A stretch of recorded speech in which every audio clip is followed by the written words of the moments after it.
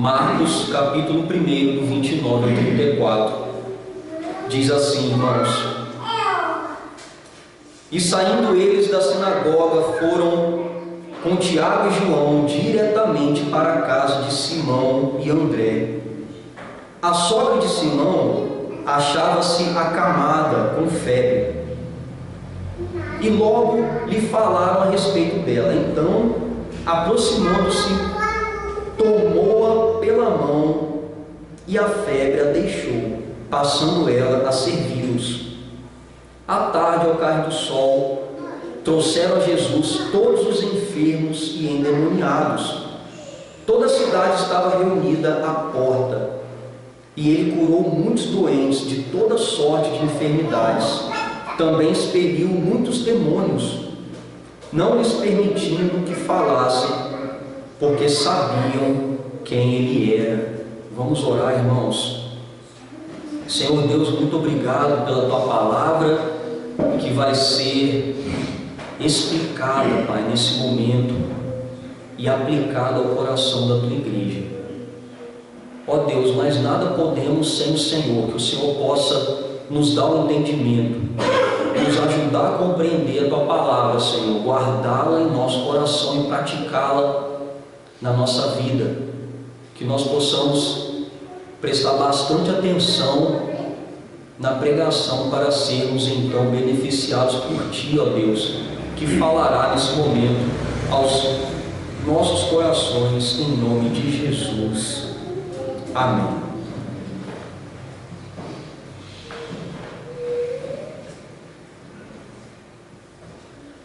O reino de Deus não é firmado em obras feitas por homens quaisquer. Não tem sua base em ouro ou poder, e nem tampouco em saber. Quando nós abrimos aqui a nossa Bíblia, no livro de Marcos, nós vemos logo que o autor desse evangelho é um homem chamado João Marcos, em aproximadamente o ano de 62 a 69 depois de Cristo. Os estudiosos dizem que foi João Marcos que escreveu esse evangelho. Esse evangelho, irmãos, é uma narrativa autêntica sobre a obra do Messias poderoso, Jesus Cristo. Para quem ele foi escrito? Ele foi escrito para os crentes que estavam sendo perseguidos pelo mundo antigo, especificamente na cidade de Roma, com o intuito de fortalecer a fé desses irmãos que estavam sendo perseguidos e provar que Jesus é o prometido Redentor, Salvador dos eleitos de Deus. Depois que Marcos apresentou a autoridade de Jesus ao chamar de maneira soberana os seus primeiros seguidores, nos versículos de 16 a 20, como nós vimos, ensinando com autoridade na sinagoga de Cafarnaum e expulsando o espírito imundo, nos versículos 21 a 28, no texto de hoje ele apresenta esta autoridade messiânica, o Messias que tem autoridade para realizar milagres, no estabelecimento do reino de Deus, o reino que ele havia apresentado e havia proclamado, estava proclamando, demonstrando mais uma vez que este reino estava presente, estava entre os homens aqui, nos versículos de 29 a 34. Irmãos, Marcos narrou o estabelecimento do reino de Deus por meio de ações miraculosas que Jesus realizara. Logo, a igreja do Senhor também deve crer que o reino de Deus já foi de fato estabelecido por esse Cristo por meio dessas ações. Desta maneira eu pregarei sobre o estabelecimento do reino. Mas pastor, quais sinais apontam para o estabelecimento do reino de Deus? Os sinais que apontam para o estabelecimento desse reino, em primeiro lugar, é a autoridade de Jesus sobre as doenças. Olha para a sua Bíblia, versículos 29 a 31, diz assim: E saindo eles da sinagoga, foram com Tiago e João diretamente para a casa de Simão e André. A sogra de Simão achava-se acamada com febre, e logo lhes falaram a respeito dela. Então, aproximando-se, tomou-a pela mão, e a febre a deixou, passando ela a servi-los. Que história linda, né? Vamos então nos aprofundar aqui nesse texto. O texto começa dizendo que quando Jesus saiu da sinagoga com quem? Com Tiago e João, eles foram diretamente para a casa de Pedro e seu irmão André. Pedro, ele morava bem perto daquela sinagoga de Cafarnaum, na qual o Senhor ensinava com autoridade e havia expulsado um demônio de um homem. Quando vocês forem a Jerusalém, a Israel, a Cafarnaum, vocês vão ver que hoje existem ruínas dessa casa que foram preservadas e uma igreja estabelecida em cima dessas ruínas. Mas tudo comprova, por meio da arqueologia bíblica, que este lugar na qual aconteceu isto aqui está preservado até os dias de hoje. Marcos então começa a relatar o milagre mais curto do seu evangelho. O texto diz que eles foram a pressas para a casa de Pedro e André. Por quê, irmãos? Porque a sogra de Pedro, ela estava doente. O texto diz: achava-se acamada com febre. Mateus relata que ela estava ardendo em febre, e Lucas diz com febre muito alta, ardendo, queimando, doente, acamada. E eles foram diretamente para lá, porque ela estava doente. Jesus se aproximou daquela mulher e fez o que, irmãos? Segurou nas mãos dela, tomou-a pela mão. E olha que coisa maravilhosa, no exato momento que Jesus segurou as mãos daquela mulher, a febre a deixou. Lucas, com um olhar clínico, por ser médico, disse que Jesus, inclinando-se para ela, como os médicos fazem, repreendeu a febre que a deixou. É como se Jesus tivesse falado assim: seja curada agora, em meu nome. Repreendeu a febre. O fato, irmãos, é que imediatamente a enfermidade a deixou. E o texto diz: passando ela a servi-los. Já que a febre a deixou e ela começou a servir aqueles homens, nós vemos que essa cura foi uma cura completa, imediata. Aquela mulher ficou sã, ficou curada, ficou boa. Ela totalmente sã foi servi-los. Provavelmente eles saíram da sinagoga e foram para a casa de Pedro almoçar, né? Pelo horário. Então acredito eu que ela tenha servido alimentos para ele. A palavra utilizada para servir é a mesma traduzida por servir em Marcos 10:45, em que Jesus declara que o Filho do Homem não veio para ser servido, mas para servir e dar sua vida em resgate de muitos. Assim, no reino de Deus com Cristo, servir é o caminho de Jesus e daqueles que são servidos por Ele. A mulher foi curada e ela passou a servir. Foi servida por Cristo e passou a servi-lo. Jesus, além de ter demonstrado compaixão por ela, curando-a, deu-a dignidade, irmãos, quebrando uma antiga tradição que dizia que era humilhante para um grupo de homens serem servidos por uma mulher em vez de um escravo. O que eu quero dizer com isso? Que além de Jesus ter curado aquela mulher, Deus, o Senhor Jesus, deu dignidade a ela. Você poderá nos servir e estar conosco nesse momento em que nós estamos aqui. Irmãos, Cristo aqui estava estabelecendo o reino, exercendo autoridade sobre as doenças. Ele disse, e a doença foi embora, curando aqueles que foram acometidos pelo pecado e pela morte no ato de desobediência contra o Criador. O ato ali de Cristo começar a curar pessoas está diretamente ligado, apontando que Ele não apenas curava de maneira física, mas que no estabelecimento do reino Ele veio trazer cura espiritual contra a maior doença de todas, que é o pecado. O poder de Jesus sobre as enfermidades aponta para a sua obra redentora de livrar pecadores da doença do pecado por meio da fé e do arrependimento.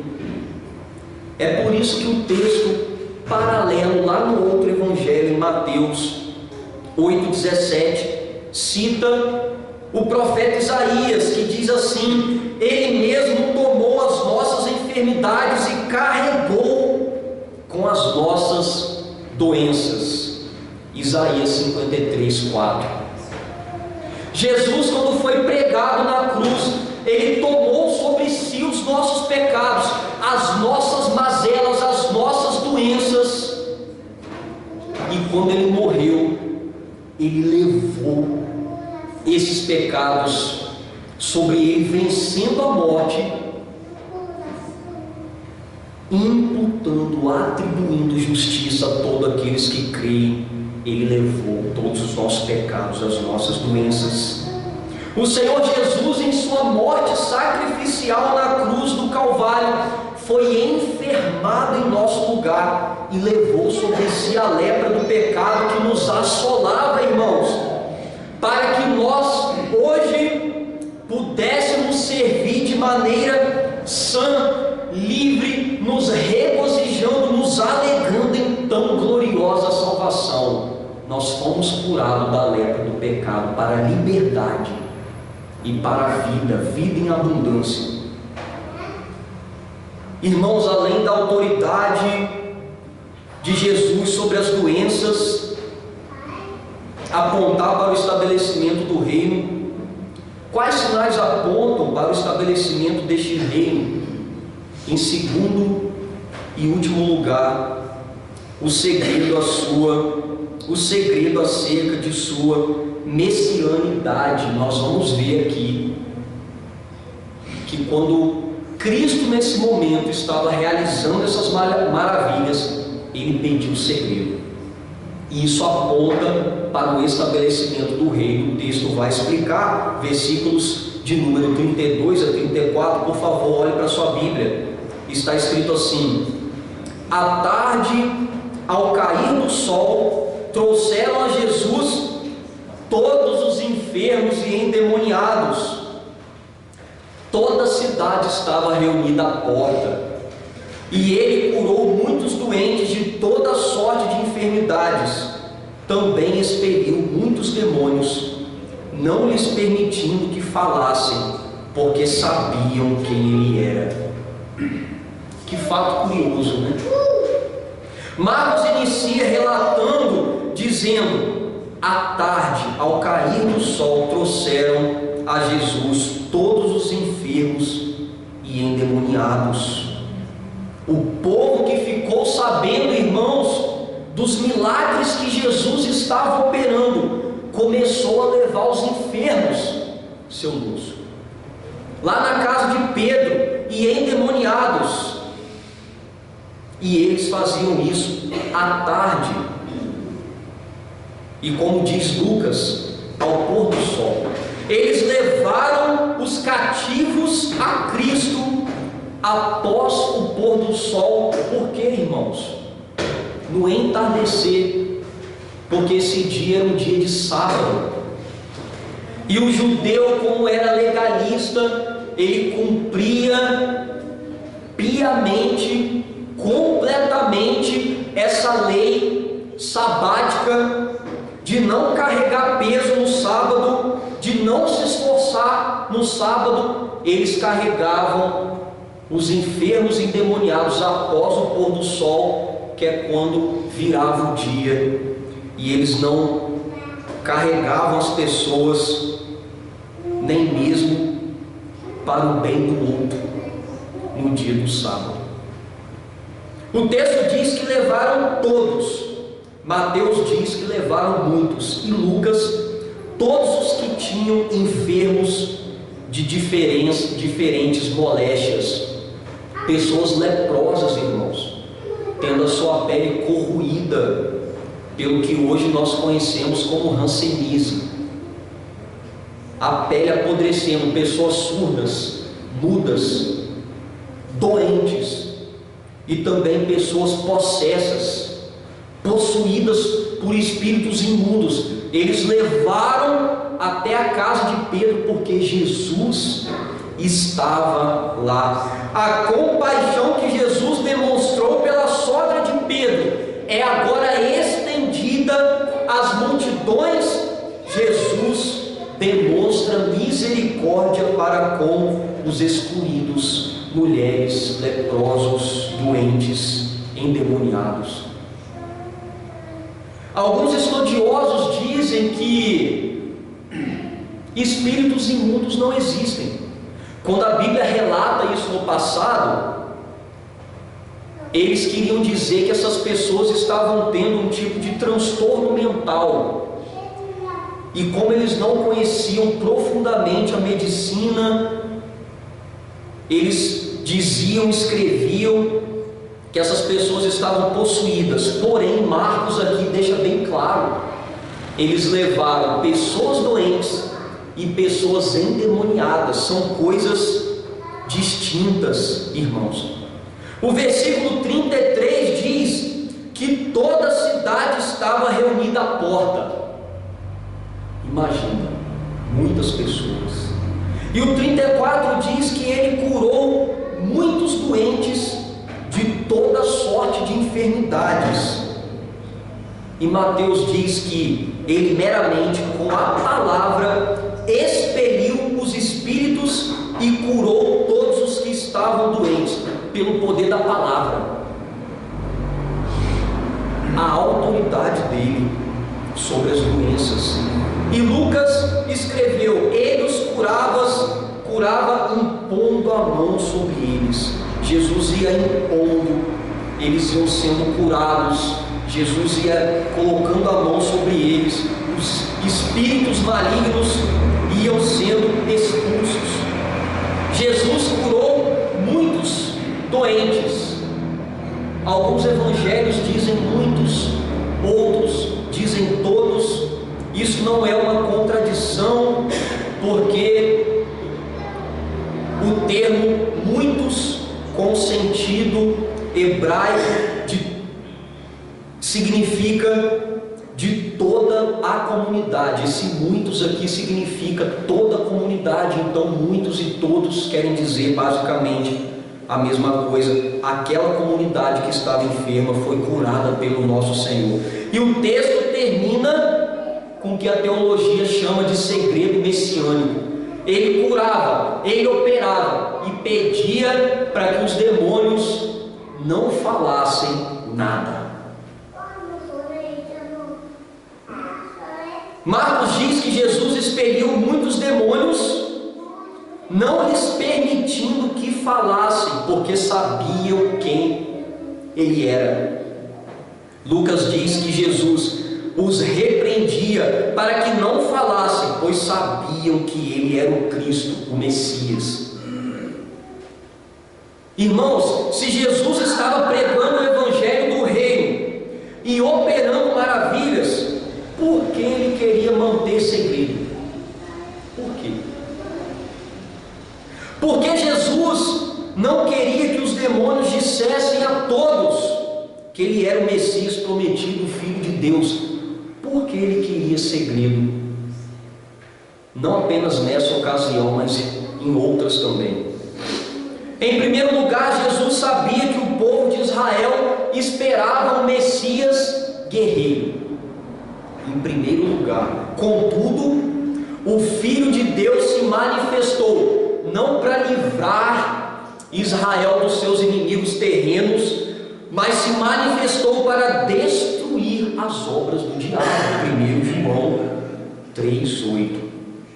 Não era necessário que ele ficasse conhecido como esse Messias libertador, mas como aquele que tem poder e autoridade sobre as doenças e os demônios que estavam oprimindo e escravizando as pessoas. O segundo motivo é que o ministério do servo do Senhor é definido pela moderação e pela humildade, não com algazarra e altivez.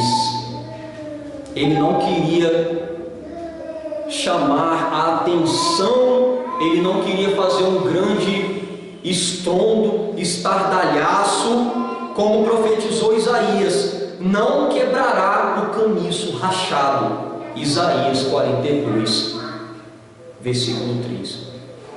E em terceiro e último lugar, os demônios sabiam quem ele era e tentavam usar essa informação para destruí-lo. Como, pastor? O diabo, o mundo espiritual estava em turbulência e eles estavam fazendo de tudo para que Cristo não pudesse chegar na cruz e vencer a morte por nós. Jesus desejava que a sua verdadeira identidade permanecesse oculta no estabelecimento do reino até o momento apropriado. Existem algumas coisas na nossa vida que dá vontade de contar, mas a gente segura e diz assim: no momento certo todos ficarão sabendo. Era isso que estava acontecendo aqui. Jesus estava evitando falatórios inúteis acerca de quem ele era e de sua missão antes de sua obra consumada na cruz. Jesus precisava, irmãos, chegar até a cruz para vencer, e só na cruz Jesus pode ser corretamente compreendido por quem realmente ele é, o poderoso Messias Salvador, como aquele soldado que olhou para a cruz e disse assim: verdadeiramente esse homem era o Filho de Deus. A identidade completa do nosso Cristo, do nosso Salvador, foi revelada na cruz do Calvário. Mediante ao que foi exposto, irmãos, quais lições o texto nos apresenta? Em primeiro, creia que o Messias Jesus Cristo estabeleceu o reino de Deus sobre a face da terra. Nós já vivemos esse reino, e que por meio da fé e contínuo arrependimento de pecados, você pode livremente fazer parte desse reino de amor. Se porventura haja alguém aqui que não pertence a esse reino, creia, se arrependa e venha para esse reino de Cristo. Creia que Jesus é o mesmo, irmãos, ontem, hoje e para sempre, e é o único que pode te livrar, te tirar do cativeiro do pecado, te livrar da morte e também curar as suas enfermidades físicas, caso Ele queira. Existem alguns irmãos que não acreditam, que Jesus cura nos dias de hoje. Mas o mesmo Jesus que curava no texto lido é o mesmo Jesus que cura hoje, irmãos. É o mesmo Jesus. Creia nessa verdade. Ele pode operar não apenas uma salvação, uma cura espiritual, mas também curar toda sorte de mazelas que porventura estejam nos assolando. E eu já vi casos de pessoas no ato da conversão sendo curadas de muitas doenças. Dona Solange. Existem outros caminhos para que sejamos salvos? Não há, irmãos. Não há nenhum caminho, nenhuma verdade absoluta e nem vida plena, a não ser em Cristo, como Ele mesmo disse: eu sou o caminho, a verdade e a vida, ninguém vai ao Pai a não ser por mim. Existem outros meios de sermos curados que não seja por Deus? Não existe, e eu vou explicar. Toda a boa dádiva e dom perfeito vem do alto, descendo do Pai das luzes. Tiago 1,17. Deus é o único que pode te curar, seja instantaneamente por meio de um milagre ou por meio da ciência de tratamentos e medicações. Existem alguns irmãos que desprezam o milagre e outros que desprezam as ciências humanas. Nós devemos saber que, independente de como Deus queira nos curar instantaneamente ou por meio de um tratamento, de uma medicação, é Deus que nos cura, irmãos. É Ele que providencia e é Ele que nos ajuda, nos auxilia. Você, querido, pode crer, porque pela graça Ele pode te salvar e te curar de todas as suas mazelas espirituais e físicas, irmãos, não porque merecemos coisa alguma, mas porque Ele é todo gracioso e misericordioso. Mas pastor, Deus não quer me curar. O que está acontecendo? O que está acontecendo é porque Ele está sendo mais glorificado na sua enfermidade do que na sua cura. E o propósito final do homem é que Deus, acima de tudo, seja glorificado e o teu nome seja, o nome de Deus seja glorificado acima de todas as coisas. Se a cura for proporcionar mais glória a Deus, você será curado. Caso contrário, nesse momento não. Crente fica doente? Claro que fica. Por quê? Por causa da queda. Embora salvos, somos ainda sujeitos aos pecados e às consequências do pecado, inclusive a doenças.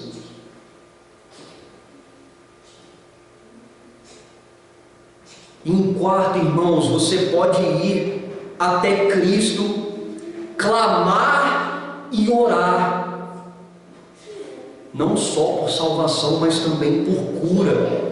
Onde, pastor? Só na igreja? Não. Aqui, na sua casa, no seu quarto, o Senhor é poderoso o suficiente para ir a teu encontro, onde você estiver, e transformar completamente o seu coração e te dar a cura que você tanto almeja. Só para mim? Não. Observe que Jesus foi até aquela casa com Tiago e João curar quem? A sogra. Nós, como igreja do Senhor, servos do Senhor, podemos levar esse Cristo a outros, para que eles sejam salvos e também curados das suas mazelas. Se um dia o telefone de vocês, telefone não, né? Uma coisa muito antiga, o smartphone de vocês começar a tocar ali e alguém disser assim: vem aqui em casa orar, alguém está com febre. A resposta do crente é: eu vou agora, em nome de Jesus, ele ou ela será curado. Mas não só de febre, todas as mazelas, nós podemos orar com fé, com Deus, que se Deus quiser Ele pode operar. Irmãos, as 4 linhas recitadas no início do sermão fazem parte da primeira estrofe de uma canção de Asaf Borba acerca do reino de Deus. Verdades cantadas em conformidade com a palavra do Senhor, que nessa noite comprovou que o Senhor Jesus, por meio de suas ações, estabeleceu o reino de Deus entre nós. Fiquem sentados, o nosso irmão José vai entoar uma canção. canção ao Senhor, e daqui a pouco eu estarei orando